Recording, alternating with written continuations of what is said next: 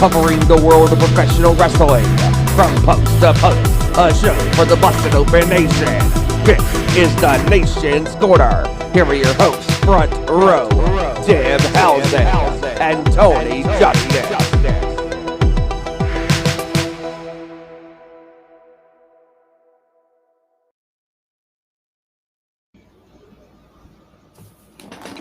What is up, pro wrestling fans?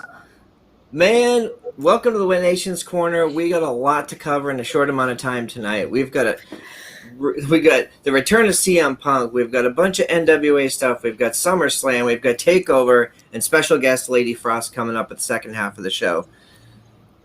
So joining us this week is Debhausen, Tony, and our good friend Ezra, who was in the house last night for the return of CM Punk. Ezra, what's up, man?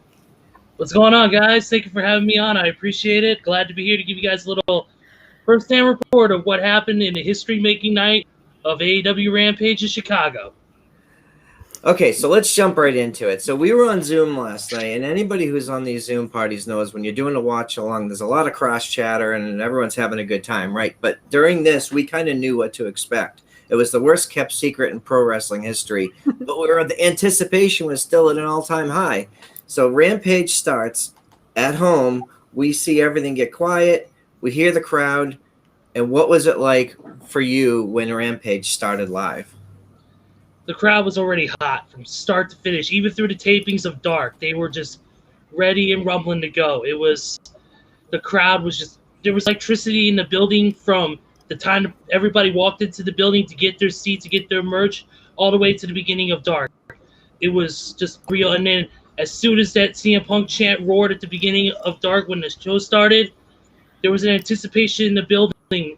But there was I felt trepidation in there because a lot of people don't know if this was going to happen or not. Even though it was the worst kept secret, there was still a little bit of trepidation, a little bit of nervousness of maybe this is not the night for CM Punk to come back. But then as soon as his fist logo hit the Titantron and you heard the beginning of Cult of Personality, all sensors just shut off, and it was game on. The crowd just went ballistic. You could barely hear yourself think, let alone hear the music building. It was just so loud. So on TV, it sounded like the crowd drowned out the music. Like we almost couldn't hear Cult of Personality. Was that what it was like there too? You could hear the music, but just it wasn't as clear. It didn't drown it out. You could still hear the song, but the crowd was just so loud that, you know, the noise took over, and you were basically you were just overloaded by just the noise in the building. Even if you wanted to listen to the song, you shouldn't be there to listen to it. But if you're there to be there, you just hear the noise of the crowd. You get into that excitement, kind of like how Edge was when he returned at the Royal Rumble and all that. the way Edge was with the sensory overload and the way he looked when he came out is the same way a lot of us felt when that first riff hit. You weren't paying attention to the song, you were just reacting. And the way it was just insanity. You could see people jumping up and down, taping the segment, people crying in the audience, losing their minds. And I was doing the same thing. I was shaking. I was tears rolling down my face. I couldn't believe what was happening. It was otherworldly, to be honest.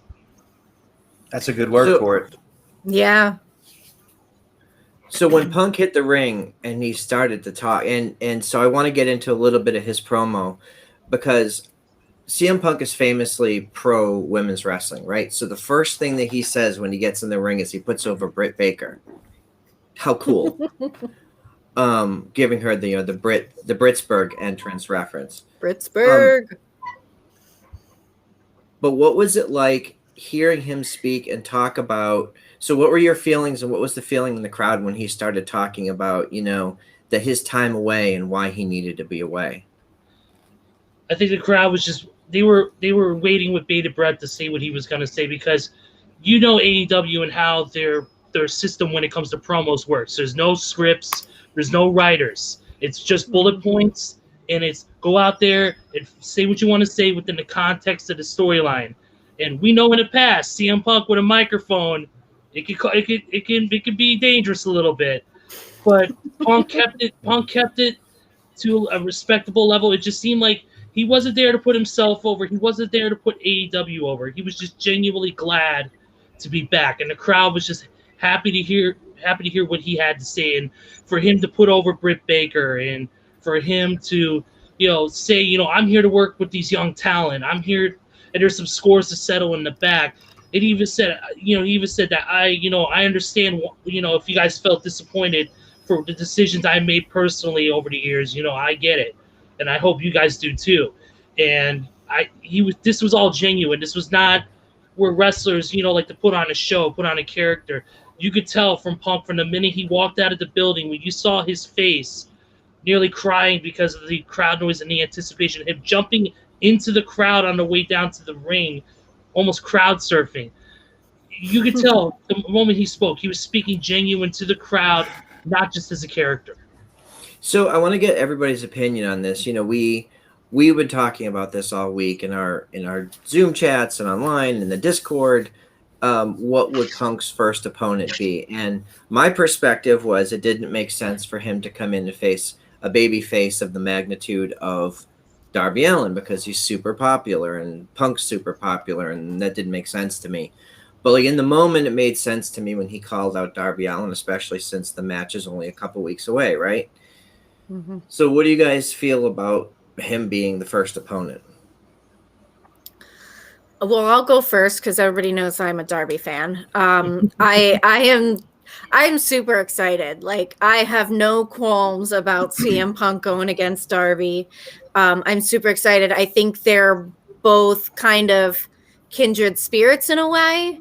I think they both have a very similar aesthetic, and they're both straight edge. I think it just fits well, and I think it's going to be an amazing match. Yeah, I think I agree with Deb. It's going to be an amazing match, and we're going to actually see, Punk in the ring for the first time back in a wrestling ring in 7 years. So I can't wait. But I feel in the back of my mind, I feel like it's going to end. It's going to end some funny way, and I imagine we're going to see MJF come out at the end and be interrupt the match, and then we're going to see that's what I want to see as a CM Punk, an MJF feud. That's what I want to see. I mean, you have two masters of the mic right there. In MJF, I'm sure Jericho is going to be away for a while, so you got to have something for MJF to do. So why not give him something to do with CM Punk? I mean, it makes sense to me. Yeah, and I think it's interesting because if your long-term goal is to get to an MJF CM Punk match, I would wait until something closer to Double or Nothing. I would push that off as far as possible, because I'm a huge Darby Allin fan, but he's not going to hold a candle to Punk on the mic. He just can't. There's very few who can, right? So I would actually consider having the money is in a CM Punk heel turn. CM Punk is an incredible heel. He's too popular right now on the return. We all know that. Nobody expects him to turn next week. But there's going to come a time when he's going to turn and he's going to be an incredible bad guy against like a Kingston or a Moxley or even some of the newer guys. Even now, like I might even consider putting him up against a Ricky Starks just to elevate new talent for short runs, not like long-term feuds. But do you think that they can hold off on a Punk MJF until next May or June? I think so. Yeah. I think they can too. I mean, you can anticipate it, and they've got plenty of talent back there to step in and kind of help, put that ultimate feud away, put it off until the right time. I mean, you've got Eddie Kingston, you've got Ricky Starks, like Front Row mentioned, you've got so many things that Punk could get involved with, and ultimately, hopefully, we'll see that NGF and CM Punk feud next year. And Double or Nothing is a good place to have it. Yeah, I agree. Is there any value in Punk holding the world title? I mean, obviously there is him as a person, but I think personally, Punk doesn't need to hold the title very soon. I think that could be held off for maybe a year plus, only because throwing the title on Punk right away, I think would ruin the whole aspect of what Punk is returning for, which is to face the younger talent. And he's there you can tell at first he's in his promo, he's not there to go for the championship right away. He wants to work with that younger talent, build them up, and give them the quote-unquote rub, if you want to call it that. And I could see him not holding the AEW World title or even the TNT title for at least another year and a half. Let him build his feuds with, whether it be a Darby Allin, whether it be an MJF, whether it be Eddie Kingston, John Moxley, Ricky Starks, those names that you all said. I just think by giving Punk the title, it devalues his return, and it just doesn't make sense right off the bat. So what about this? What about this Forbidden Door concept? What if CM Punk does hold the TNT title and holds a regular open challenge across 5 companies? And you start to see the newer talent similar to the way Cody was doing it, but now you've got CM Punk doing that. Right. Yeah. I can see that. Just imagine the matches we can get from like the New Japan world. Imagine a CM Punk versus a Tanahashi, or a CM Punk versus a Naito or an Okada. Imagine some of those dream matches, and then imagine NWA. Imagine if we get like a freaking CM Punk versus even a Thomas Latimer. I would love to see Punk and Latimer go at it. That's a good call. I would love to see that. I would love to see Punk take on guys at Impact. It's just there's so many endless options at this point. If you go with that route, of course we don't have any idea what's going to happen with Punk at this point. He just arrived, but these are like, we're fantasy booking this stuff. All right, puts in the chat. Punk versus Kenta, GTS versus GTS. Let's go. Yes. Absolutely. Yes. That is the ultimate one. That is the ultimate one everybody's been wanting for years. Yeah. Mm-hmm. Also, what if CM Punk makes an appearance at Ring of Honor? I know they really haven't done much with Ring of Honor yet, but what if he goes to Ring of Honor and does something with Danhausen? Hey. It was interesting. So there's that story there, but Punk also only mentioned one company by name last night, and that was Ring of Honor. Mm-hmm. Yes. And I think if anybody could build that bridge between Ring of Honor and AEW, I think it'll be CM Punk. Yeah, I think so. I agree with that. Ezra, I wanted to ask you a question. Nice shirt, by the way. Thank you. I wanted to ask you about that pop last night. Tommy Dreamer made a comment on Twitter yesterday. He basically renamed the Road Warrior pop the CM Punk pop. I want to hear from your firsthand experience what that pop was like when the music first hit and that ultimate pop. I want to hear your experience of it. it truly was like they said on Busted Open this morning, which was it was like a jet engine roar. It just came all at once. It was a big wave of sound. Like I compare it a lot to the Edge when Edge returned at the Royal Rumble, where it's like a sensory overload, where this wave of sound just comes over you. I'm in it too, but it's insane. It was so loud. I thought the building was gonna come down because just the roar, and you could, like I said, you could barely hear Cult's personality. You could barely hear yourself think. It was something otherworldly. It was incredible to be a part of that moment, and just to hear 15,000 people absolutely lose their freaking minds over one singular person that has been gone for 7 years. Yeah, it was something else. It just seemed like it was just a constant sound. Like it was loud and constant. And he was on his knees, and you could just tell he was overwhelmed with emotion. He was just on his knees, like just taking it all in. And when he got up and did his hand, every movement he made, the crowd just got louder.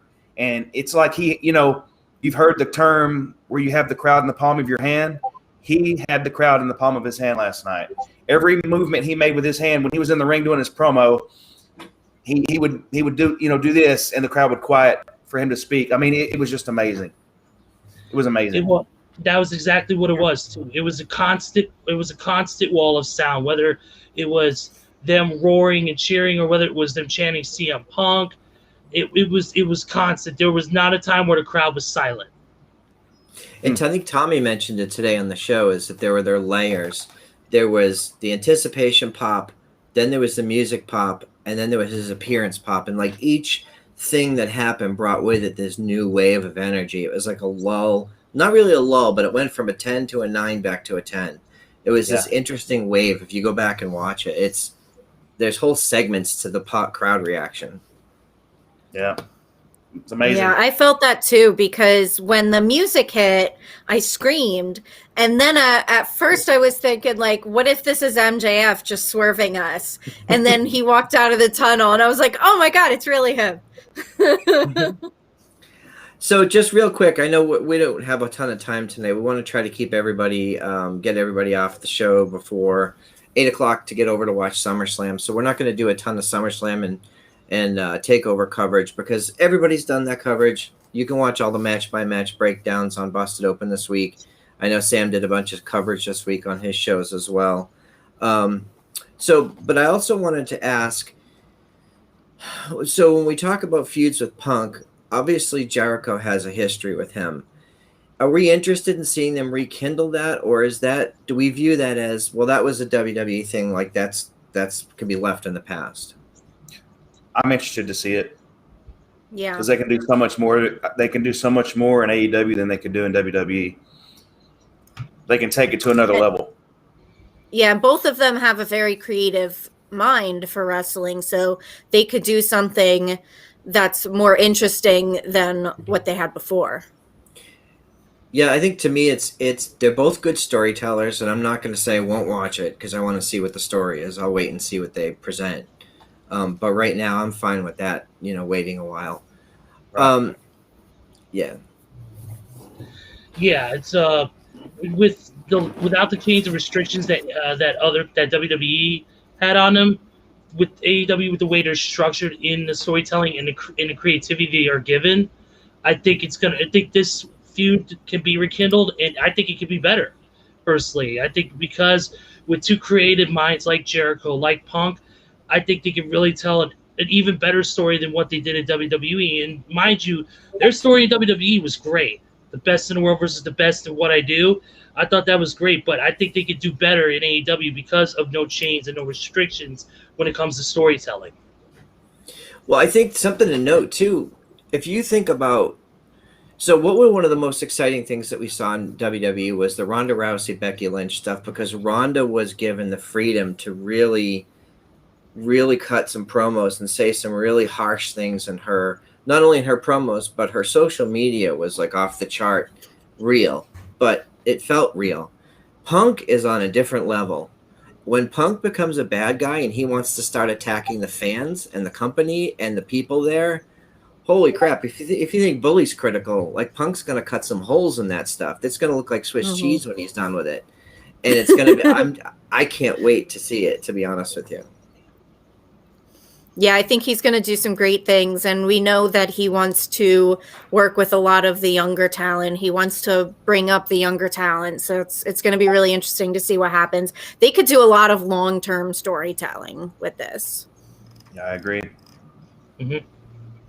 Let's go. So let's talk a little bit about Ezra's shirt. Yeah, where'd you get that? The shirt that broke the internet. Yeah, that's not the one that you get on the Pro Wrestling Tees or the Shop AEW site. What's that one all about? That one, I think it happens to say I was there. This one I got specifically in the United Center that night. As soon as Punk unzipped his hoodie, I literally ran to the merchandise stand with my buddy's debit card. He's like, "Go get it, go get it, go!" And I said, "How much money is on there?" He goes, "I don't care. You can grab yourself one too. Just go, go." I almost ran through the curtain out to the concourse. I was literally the 10th person in line waiting to get a shirt. And no, Seth, I didn't get everybody's shirts. I'm not making money. But Ezra, I thought we were buddies, man. I don't even know nobody sent me a message. but no. That's awesome, brother. This shirt was crazy. People were literally on the concourse offering people $150 to $200 for their shirts after they bought them. So I'll share with you, and without naming names, I have a friend who's in the industry and may work for WWE who couldn't get a shirt because he had texted like 30 people in the locker room and nobody could get a shirt. Like there were people in the locker room that didn't get that shirt at AEW last night. Wow. You better not work for Baltimore, Ezra. You better not work for Baltimore. we're gonna tear it off you is what's gonna happen. Oh, you're gonna share little shreds. Yeah, I see a lot of conversation in the chat about the ice cream. I noticed you didn't bring us any ice cream tonight. Right? What the heck? Trust us. If the ice cream would have not melted before I got home, yeah, that would have been great. But no, that was when we were going out the exits, we weren't even sure where the ice cream was, and we're walking up because there was just a wave of people coming down from the stairs in the concourse of the United Center, and people coming from all areas just to get out of the exits. And we get closer, and the attendants at the front gates were all with boxes and boxes of the CM Punk ice cream, handing them out to people one at a time. It was just insane. They were literally within less than 2 minutes, they were emptying a box, throwing it aside, cutting open another one. Just it was utter nonsense. And then here it is right here. Put that in a frame. Nice. Yep. Oh, I will. Trust me. With your ticket stub. Yes. Absolutely. Yes. Awesome. That's a great idea. Dude, that's incredible. That's super cool. We're Well, so I'm happy very for you, Ezra. Yeah, we were so like we popped, while we were doing the watch along. We were super excited that you were there. I remember when you bought the ticket. This was before any even rumors of Punk had surfaced. So you were just excited to go to Rampage. Absolutely. This is the first big wrestling show that I've been to since Revolution of last year in Chicago at the Wintrust Arena. So I had not been to a wrestling show since. And mind you, I already bought tickets for All Out and Rampage for the 3rd and the 5th, which I'll be going to as well. So when the idea came up, my best friend Nico, he came up and said, "Hey, I'm buying tickets for Rampage at the United Center. Do you want to go?" I said, "Sure." And then I'm like, "Okay, we'll go just to go to a show." And then when the rumors started coming out that CM Punk was planning to come back, when those little hints started to come out, I'm like, "Okay, we're definitely going." And I just went in there still with the sense of doubt that he wasn't going to show up, just because of anything can happen in the world of professional wrestling. We know that. There's rumors all the time, and plus this whole thing with Punk, it's been rumored of him coming back. It's been going on for the past 7 years. So that's what made it more exciting for me when the pop came and he came out, was just the fact that it was an I can't believe it, he's back moment for me, because I just had that slight sense of doubt that he wasn't going to show up tonight. Yeah, I think for me, when they really started to sew in the Easter eggs and the breadcrumbs into the programming, I'm like, Tony Khan's a smart guy. He's not going to do this and swerve the fans in Chicago. He's not. That's not a good business plan. So, and then when he was on Busted Open and basically said, I'm not going to disappoint anybody. We knew what to expect, but so that's super exciting, man. Go ahead, Deb. So I will tell you, I just finished watching the virtual media scrum that they had done after the show. And Punk and Tony said it was just kind of like a few happy accidents that happened together that they were able to pull this off. He said he enjoyed his conversations with Tony Khan, that it was very casual. It didn't feel forced. He said, like, they both kind of brainstormed of ideas of how to pull off the worst kept secret. And they kind of laughed about, that it wasn't a secret at all. Someone had asked, how did you pull off the secret? And they said, what secret? It wasn't.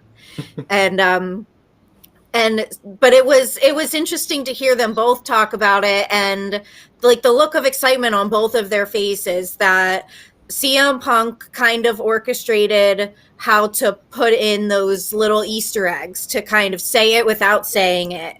And Tony Khan had said, CM Punk's ideas of how to keep it a secret with Tony Khan's own ideas of wanting to sell out the building. So it was kind of both of them together that pulled off, how do we advertise this without point blank saying it? Yeah, I think that all makes sense. Well, Ezra, we're super happy for you, man. I appreciate you coming on. We appreciate you coming on and sharing your experience with us. Where can people find you on the socials? You can find me on Twitter is where I'm most active. You can find me there at Deadman469. I'm also on, of course, the Our Nation Sports Show as well with Steven, and as well as our rotating third and fourth hosts. Find us here at ON_Sports Show. That's, of course, every Thursday at 7 p.m. Eastern, 6 Central. You can join us on there for sports. I'm also active on Instagram as well at Deadman469 as well. You can find me on there. Awesome. Thanks, brother. We appreciate your time. Thank you, guys. Appreciate the time. We'll see you at SummerSlam. Yep. All right. Man, how cool is that? That's cool stuff, man. Awesome. So we've got just a few through him. So we've got just a few minutes. Lady Frost is going to be joining us shortly to talk all things NWA, Empowerrr, and 73, and everything that's going on at the weekend at the Chase. So before we get into all that stuff with her, is there anything specific you guys are looking forward to with regards to either SummerSlam or TakeOver? Like one big thing that you're excited to see? Mostly I'm just curious to see what's gonna happen with Sasha and Bianca, and we know that Sasha's there. I guess she was posting photos of her there, or no, Bianca's there. Sorry. Bianca's there. We don't know about Sasha. I haven't seen anything on social media. So we don't know what's happening. So I'm curious to see about that. And I'm looking forward to seeing what's going to happen with John Cena and Roman Reigns tonight. Want to see how that all plays out. I mean, all John Cena has to do is win and become the champion with the most reigns and break Ric Flair's record. I don't know if they want to do that or not, but with Roman Reigns putting that stipulation out there that if he loses, he's leaving WWE, I don't see Roman Reigns leaving WWE. So, I don't want to say that kind of spoiled the ending because it kind of makes it obvious, but it's still going to be interesting to see it. So that's the one I'm looking forward to. Yeah. So so we know, if we assume that Roman Reigns is a bad guy, right? So he can go back on his word. But if they go with that storyline and that stipulation and Roman Reigns does lose and he leaves WWE, I mean, he could go to NXT, which wouldn't happen, or he can just go to Hollywood for 4 to 6 months and record, some movies and things like that. So, so let's transition here. Joining us now is our guest this evening, Lady Frost. Let me see if we can pull her in. Lady Frost, good evening. How are you? Hello, how are you guys? We are Doing well. great. Awesome. Lady, we appreciate you joining. We know you are traveling and you're making time out of your busy schedule to come on and talk all things NWA and Empowerrr with us. So first and foremost, how are you feeling? How's your recovery going? Recovery is going well. To be expected, this is what we do. We're always going to get a little banged up. So I don't know if anyone's truly ever 100%. If they are, they're lying unless they had like 6 months off. But I'm feeling good. I'm feeling really good. Well, I'm glad to hear it. So joining us on the show is our friends Debhausen and Tony, who Tony and I were in the NWA studio with you at the tapings and the pay-per-view in June. So we're all going to be coming back to St. Louis to see all of the cool stuff that's going to happen that weekend. So we're looking forward to seeing you again. I'm looking forward to seeing you guys, and it's going to be a great weekend. I'm really excited. I'm glad everyone is fired up. It seems like we're getting such a good response, and it's great to see. Wrestling is freaking awesome right now. It really is. I mean, Yes, it is. If we look at the NWA events next weekend, there's 4 or 5 companies working together to put on 2 pay-per-views and 2 nights of tapings. It's this world that we live in now is super exciting for fans. I can only imagine what it's like, for you as a wrestler. Right. I think it's incredible that everyone is finally just coming together, working for the greater good, for fans, for wrestlers, period. I mean, it feels so much different too. Like you're not fighting against each other. It's just, hey, let's do this thing that we really love, that's really awesome, that's really touching, and let's make it better. Let's make it great for everyone involved, everyone watching. And that's the kind of positivity that just, it makes it easier to create and to be motivated to do this thing that we love so much and to be able to share it. Yeah, definitely. And so I just want to rewind for a second. We've seen you. I see Mrs. Front Row, my wife, is in the chat. She's also looking forward to seeing you next weekend. Hi, Mrs. Front Row. We've seen you here at Queens of Combat and PWX and a lot of other shows where you really impressed a lot of people in the crowd. And for us as fans to see you in an NWA ring was pretty incredible. So could you share with us a little bit about how your relationship with the NWA began? So honestly, I just got a call out of nowhere. That's kind of how it happens, I think. I'm not sure if there was news from the Impact tapings because those actually happened before NWA. And you never know who talks to who or what was said, but yeah, I just got a call, and I think if I'm being completely honest, I was on a short list of people that was I was going to be called maybe eventually, but I think someone pulled out or someone got injured or something happened. So I kind of got like bumped up the line, and I think I did the best that I could, right? Like, you get called within a week or 2. I think that was how much time I was given before they were like, hey, get down here. So it all happened really quickly, and I'm lucky that I feel like I stay prepared. I'm always in shape, and I feel like, presentation is really important to me. So that means having good gear and all of those things, because I could have been freaking out if I wasn't in that state, right, to be ready. So I got the call maybe a week or 2 before I had to be there for tapings. And it went well. I love the vibe, the energy, the locker room, everyone there. It was better than I expected. I wasn't sure if I was going to be a good fit, right? I know I'm athletic and do a lot of the flippy moves. I was a gymnast, but it forced me to kind of work differently and be traditional and show that I'm more than just some tricks or some gifts, right? So I think it was important to me to feel like I had to rise to a task that maybe I didn't feel like I was fit for, but it turns out I think I was. Yeah, I would have to agree. And being in the room, presence in that NWA studio is everything. And you bring this like big, strong, powerful presence. And even being part of that champion series and being part of a team was probably new for you. But so what was that experience like, being part of a team, of sort of mixed good and bad guys? So it's always interesting. I feel like I came from a sport that was an individual competition, right? Gymnastics is very much what you can do and what you can do only, and you're competing against everyone else and mostly yourself. So competing against others and working with others is always different, especially when it's in an environment where everyone has to prove themselves. So I think that changes the energy a lot, but you're going to see people who rise to the top and rise to the occasion because they want to prove themselves and, you know, they feel like they belong to be at the top or to be better than everyone else. So it was definitely interesting. But at the same time, I feel like, you know, you kind of have people in your corner, which helps as well. You have people that were cheering for me per se or each other because you have a common goal to win.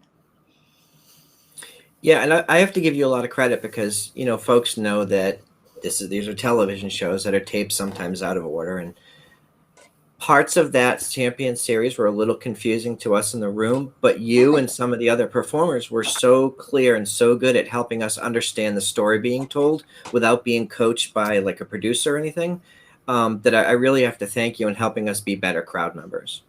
It was really wild. I feel like most people know I work predominantly as a heel. That's the character. That's how I've grown as a performer and an entertainer. And because it was taped out of order, the audience knew that initially I was a bad guy. I was getting booed. And then you see when I have a match for the tapings that it aired, everyone was booing me, but I was working kind of as a baby face. And I think that's part of the challenge. You know, people want to see what you have to offer, right? When you're put in a situation, how you're going to handle it. So, you know, I try to let the audience know, but at the same time, it's definitely different when things are being taped and no one kind of knows what, you know, what the picture was. I wasn't signed, so there was no clear vision, right, of like a story that was being told. So you do the best that you can and, you know, perform, and you try to fill the audience in and be the best entertainer that you can be at that time. Yeah, and so as we move into the pay-per-view, you know, you're part of the Women's Invitational Cup, which will, you know, the winner of which will have an opportunity to go on to NWA 73 the next night and face whoever is holding the Burke that night, be it Layla Hirsch or Camille, following their match on Empowerrr. You know, what does that mean to you? Like, you're one step away from having an NWA World Women's Championship match and possibly holding the Burke. I mean, it's honestly insane to think about that way.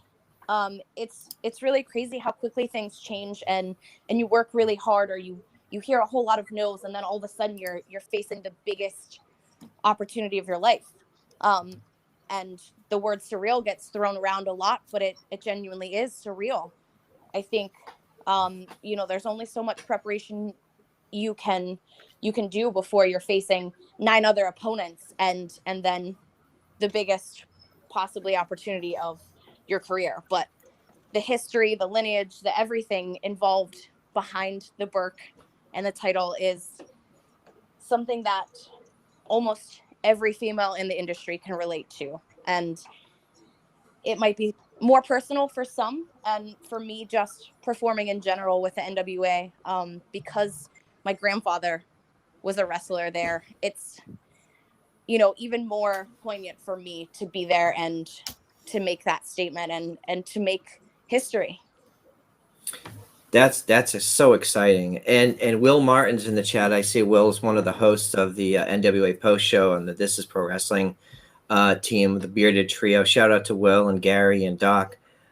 He's saying very nice things about you backstage. So I don't know if that ruins your reputation or not, but I'm gonna leave it in there. That's okay. Listen, everyone has redeeming qualities. I think everyone has certain facets of themselves, and sometimes you see the good ones more than the others, or the bad ones more predominantly. So I will take every insult and compliment. Well, I don't want to take up all your time. I know Tony and Deb have some questions for you too. I'm going to give them an opportunity to say hey. Absolutely. All right, I'll go first. First, I wanted to ask you, Empowerrr is going to be a really awesome show, and I'm very much looking forward to it. How do you think that women's wrestling is going to change after Empowerrr?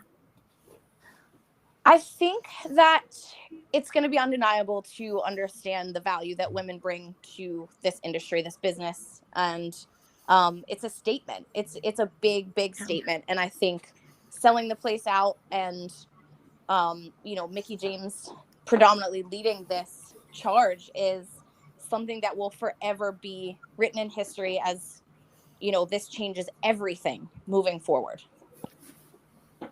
Yeah, I think that's a great point. I think it's going to be a shift, that this is something that has never happened before. It's going to be awesome. Absolutely. Tony? Lady Frost, this is Tony Justice here. You're one of my favorites. Saw you at the tapings in Atlanta. You made a comment earlier about having something to prove. And that's part of what drives you, is you have something to prove in anything you do. And when you are around a bunch of other performers who have that same mentality, in my opinion, there's nowhere to go but up whenever everyone has that same mentality and is trying to do the best they can do to get over, and I think that mentality and with the ladies at Empowerrr, there's a good group of ladies there that I think, they feel the same way about having something to prove. So when you think like that, in my opinion, I think that Empowerrr is going to be a huge success, and you're going to be part of that success. And I just want to commend you for everything that you've done.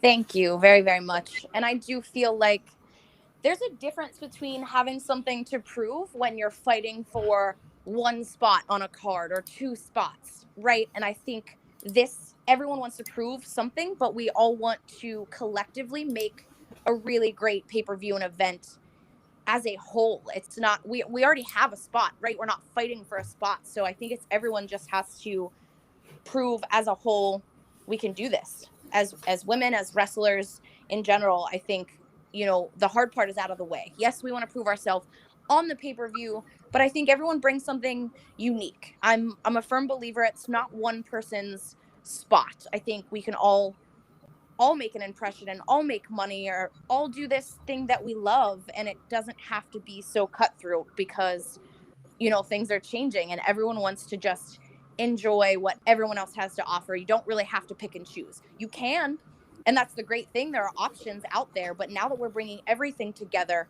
it's a little less cutthroat and more like, hey, let's all do this and show out together. And that's powerful. That really, it's great. It's fitting. Yeah. And that's what Empowerrr is. It's so much more powerful when people work together. I agree. Yes. Yeah, and to your point, we're seeing some just incredibly talented people come through the NWA and even through Mission Pro Wrestling and other organizations on their way up to the major promotions. People like Genocide, people like obviously Thunder Rosa, who's now signed with AEW. We saw Zoe Stark come through Mission Pro, and then now she's in NXT. And for someone like you've appeared on TV a number of times in some prominent positions. Where would you see would be the best fit for you or for Lady Frost, sort of in the quote unquote big leagues? I don't really have an answer for that. I feel like it's good to set goals, but the most important thing for me is to be happy and to find somewhere that fits, that would appreciate me, the character, and have a goal, have a vision for that. I don't think it's just going somewhere just to say that I can go somewhere. I think it has to make sense. A lot of people know that I wrestle alongside my husband oftentimes. We're an intergender tag team. And I think that's being featured a little bit more prominently, even in places like Impact. But, I don't think that I feel the need to be forced to settle. I think it's okay to kind of, play the field per se, at least right now. And then I think, when it makes sense, if someone is really adamant about having me and they want me, then, we go from there. No, I think that makes a lot of sense. So as we're heading into this weekend, I'm looking at the participants for the Invitational, and there's some big names in there. We're seeing, Masha Slamovich has made quite a name for herself in a number of different promotions. Obviously, Kiera Hogan recently departed Impact Wrestling, but someone who was a big part of Queens of Combat, and I think you were on a couple of shows with her, is Thunder Kitty. And I'm so excited to see her in this Invitational. She's not going to beat you, but I'm excited to see her anyway. You're right. I think there are a lot of great names, big names, and everyone has a different appeal. And that's what's really great when you get a whole card of women from different places and backgrounds and, fan bases almost. So if you haven't heard of one wrestler, you might have heard of the other 9. Maybe you haven't heard of 5 of them and you've heard of the other 5. So I think it's great for everyone, and it just ups everyone's stock. And I definitely believe that everyone is going to come and bring their best. And, like I said, when the tide rises, all ships rise. Agreed. I just want to shout out to the chat. I see Sean reminding us that you were in a tag team with Lindsay Snow. I believe the tag team name was Chill or Be Chilled, not Winter Storm. However, that was Be Chilled. And you even had a mascot, I believe. So we did. And that was so long ago. I feel like so early in my career, that night in particular, I got hit in the head, so things were a little wonky. But I feel like I've done a lot in a short amount of time, especially with the world being shut down for a year. So I'm very privileged to be doing this and in this spot right now at this point of my career. I think both of you and your husband, Victor Benjamin, do an excellent job with your social media and promoting yourselves and building the brands, peanut butter notwithstanding. But we do. How wild is it that just being normal people sometimes really it shows, it shows how much people really want to interact and connect and know that, at the end of the day, we're real people. We have to eat food just like everyone else, and weird concoctions are made, and it's a great way to interact with fans. That's one of our favorite things to do. Like, this is why we do predominantly what we love, is because of fans, and we want to be accessible, right? Like, we don't want to seem like, don't talk to us, don't tweet us, don't say anything. Like, that's no fun. Like, we do this for our fans, so it's great to connect. And if it's over weird things like peanut butter, then that's how it happens. Yeah, and see Ari in the chat giving a shout out to the Proper Poochies. Yeah, how are they doing with all this right now, with you traveling and being on the road so much? So we have a great I don't want to say support system, but kind of, we drop them at a pet resort, and the woman who owns it is a friend of ours, and they take incredible care of them. They love going there. They absolutely adore it. So it kind of works. They're there almost every single weekend, and they have a blast. They get all their energy out, and they get a bath, and they come home, and it's like they're tired for 3 days, which is great for us. But they're awesome. They're really well behaved now that they're a little older, and all that crazy puppy energy is subsiding. Well, that's awesome. Lady Frost, I can't thank you enough for giving us some of your time tonight. I know you're busy, you're preparing, you're recovering. We've got just a few days left before we're all heading to St. Louis for 4 days at the Chase. We're looking forward to seeing you there. And I'll be in Alaska even beforehand. Oh my goodness. Wow. Coffee. I need all the coffee. I'm going to be so Well, Lady Frost, I read on online, your birthday is March 14th, correct? Yes. Well, from one Pisces to another, because I was born on March 14th as well. Thank you for coming on the show. Absolutely. That's awesome. I will never forget your birthday. Well, thank you again, Lady Frost. Next weekend. Where can folks find you on the socials? I'm Real Lady Frost, even though some of my socials are down and hacked. I created a new Instagram that's Lady Frost Proper, and I have all my links, Real Lady Frost, and I'll link you to all of all of the things, all of the places. Awesome. Well, thank you again. We will see you next week on Empowerrr. Absolutely. Thank you Thank guys you. so much. See you soon. Thank you, Lady Frost. See it. Bye. Man, I'm Awesome. just so excited for her. That's going to be such a big night, and there's so many big names on that card, and there's a ton of eyes. They've almost sold out the event. I've heard from folks who know that the pre-buy rates are already like Fight is already super happy with the event. So I don't know, you guys, I'm super excited. I am too. I'm excited for you guys to be there. I wish I could be there. I see We Matthew do in the too, chat. Deb. NWA does make stars. Yeah, and that's the thing, Deb, because like we all go to different events, we all go do different things, and like we saw with Ezra, like we couldn't be there in the moment, but we lived through his experience. And Right. you guys were at the Guns N' Roses concert. I was not there, but I was super excited to see your pictures and videos, and that's what we do. Yeah, And I'm the words of Mark excited for Henry. you guys, and then not soon after that we get to go to Philly for that show at the ECW arena. So And then Yeah. Baltimore, then WrestleCade, and then Baltimore. Got a lot of stuff Keep coming up. up. Gotta My keep wife up. is very patient. My wife is very patient. But I mean, Shout out that's to MFer. She's a trooper. But that's the thing. Is like we've both found new friends in this group, in this wrestling group that started as a pandemic, video only group, and now here we are a year and a half later. We have Trenda flew in from California to come to the AEW show, and Christina, Busted Open's #1 fan. She drove down last week, and we got to go hang out with Thunder Rosa in Greensboro, and then go to the other shows, and now here we are going back to. We're all meeting up again in St. Louis for this crazy event.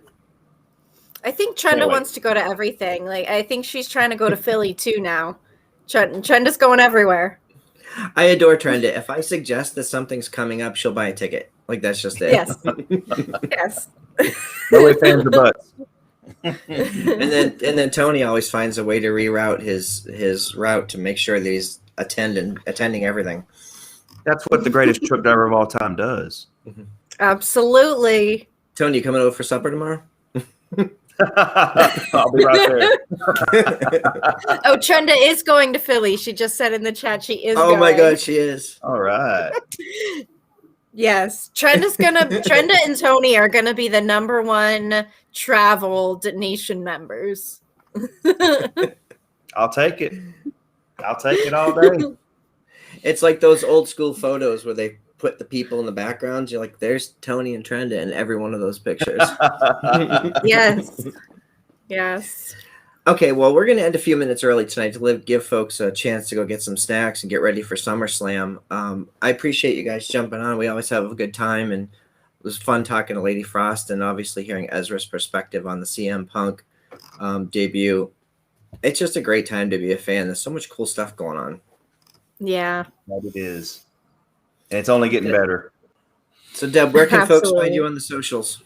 I am at That's So Debonair, and I am on Instagram at truth_resists_simplicity. It's an old reference, but I'm keeping it.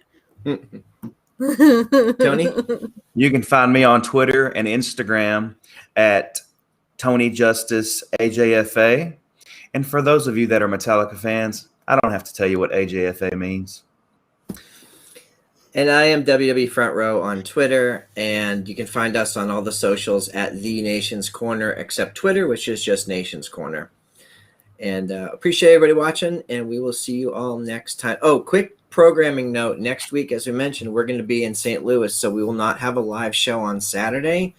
But I have it on good authority that we may be able to do some interviews with some of the talents for both the men's and for both the women's Empowerrr and for 73 and maybe some of the taping. So we're hoping to be able to bring you some exciting content in the next week or so.